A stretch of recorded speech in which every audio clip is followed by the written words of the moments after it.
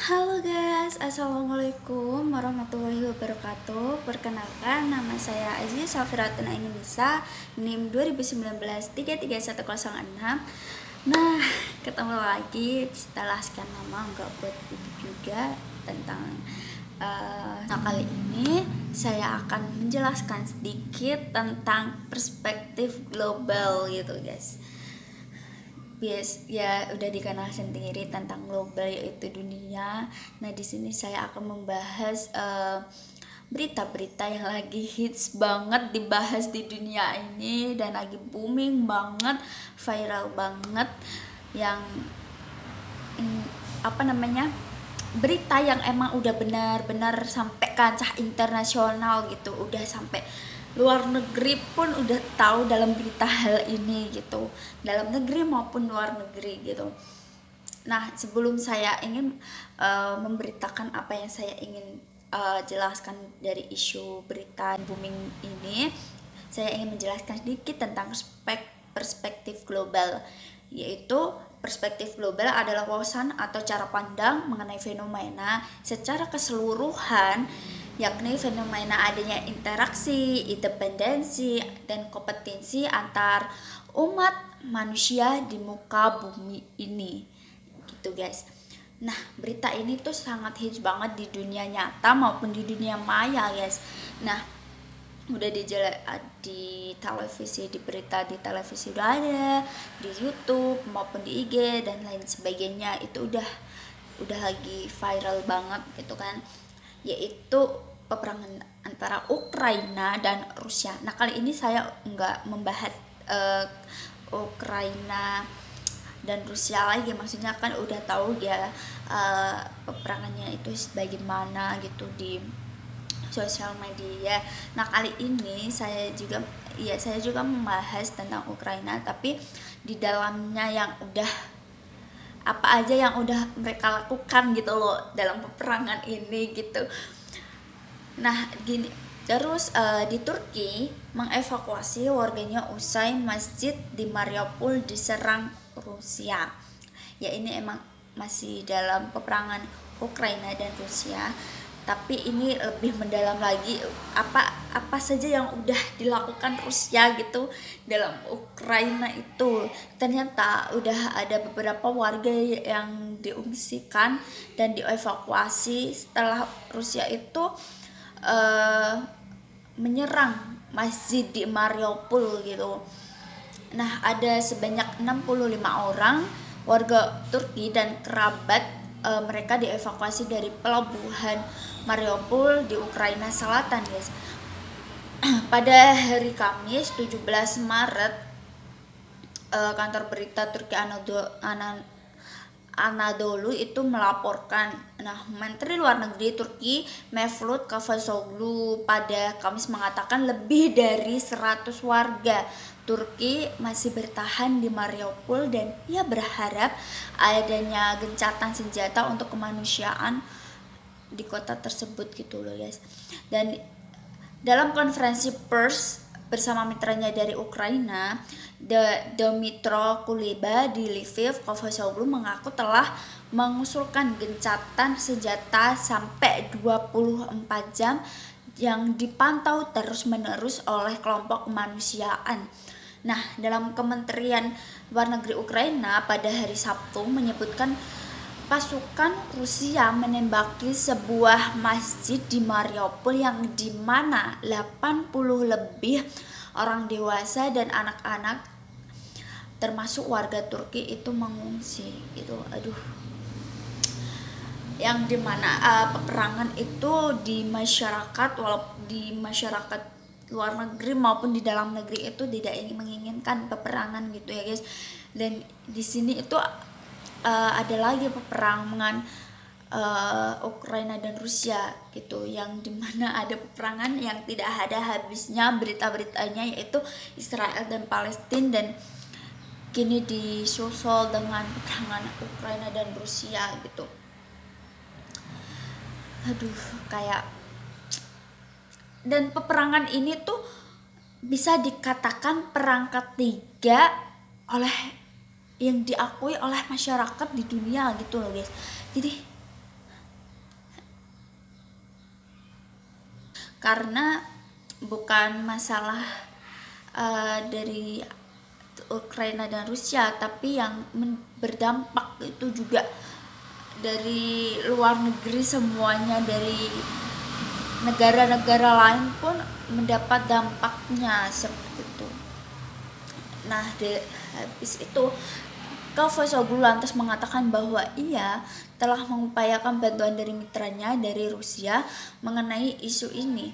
Belum ada informasi apakah para pengungsi ini adalah orang-orang yang memang mencari perlindungan di masjid atau orang-orang yang emang ingin ke masjid gitu. Presiden Turki Tayyip Erdogan lewat percakapan telepon dengan Presiden Rusia Vladimir Putin pada Kamis menawarkan diri untuk menjadi tuan rumah perundingan antara Putin dengan Presiden Ukraina Volodymyr Zelensky menurut kantor presiden. Pernyataan itu juga mengatakan Erdogan memberi tahu Putin bahwa kesepakatan tentang isu tertentu bisa jadi memerlukan pertemuan para pemimpin. Terus Erdogan juga menuturkan gencatan senjata yang berlangsung lama dapat mengarah pada solusi yang dengan jangka panjang. Kalau menurut saya itu udah nggak ini lagi ya guys, dunia yang dimana bumi udah nggak muda lagi, udah bisa dikatakan udah tua, tapi masih ada gencatan senjata dari Rusia dan Ukraina ini, yang dimana itu senjatanya bukan hanya hal yang tembakan saja, tetapi dengan menggunakan bom dan lain sebagainya itu kan juga akan merusak dunia juga gitu kan, yang berdampak juga bukan dari Ukraina dan Rusia juga, tapi dari negara-negara lain juga akan mendapatkan dampak tersebut gitu.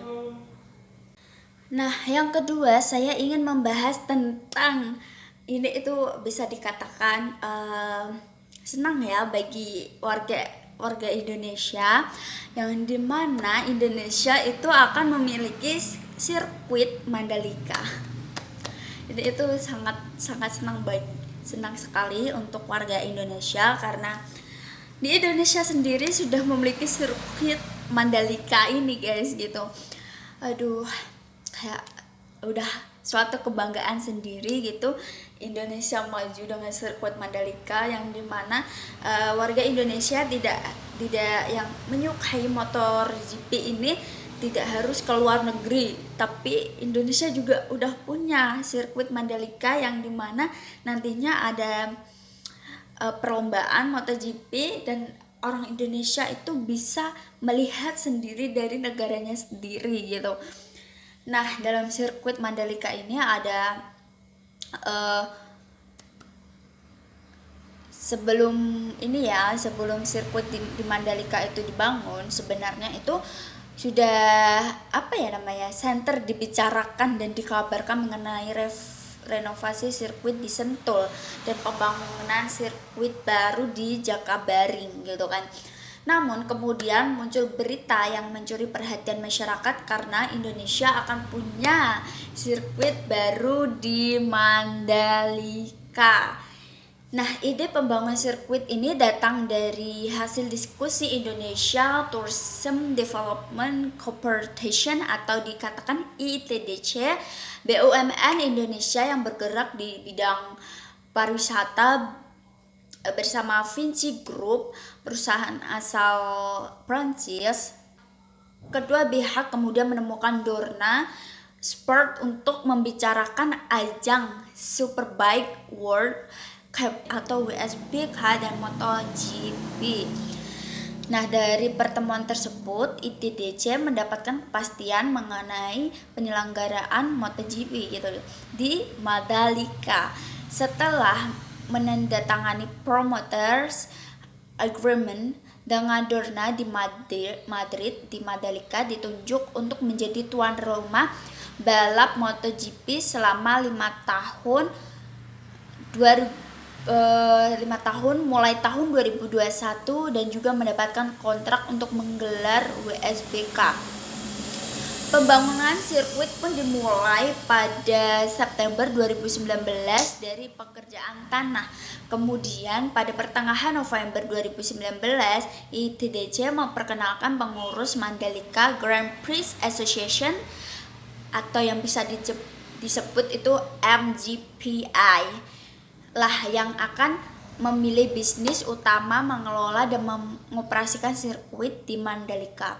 Hingga Desember 2022, progres pekerjaan tanah telah mencapai 94,3% yang terdiri dari pembersihan. Pihak ITDC mengatakan bahwa pembangunan sirkuit dilakukan siang dan malam demi mengejar target perampungan sebelum ajang balap dimulai. Nah, adapun keunggulan dari aspal ini itu memiliki sifat tanah gelincir yang cukup tinggi serta tahan terhadap temperatur tinggi dan beban berat kendaraan sehingga cocok untuk digunakan pada trek di daerah beriklim tropis. Tentunya pemilihan material pun sudah sesuai standar pembangunan sirkuit berstandar internasional gitu kan. Jadi tuh hebat banget gitu ya. Bisa dikatakan ini itu adalah berita yang sangat senang bagi warga Indonesia yang menyukai MotoGP yang tidak harus jauh-jauh pergi ke negara lain untuk melihat MotoGP gitu. Jadi Indonesia pun udah mempunyai sirkuit sendiri gitu untuk MotoGP. Nah, sekian dari pembahasan saya kali ini. Maaf apabila ada tutur kata yang salah. Wassalamualaikum warahmatullahi wabarakatuh.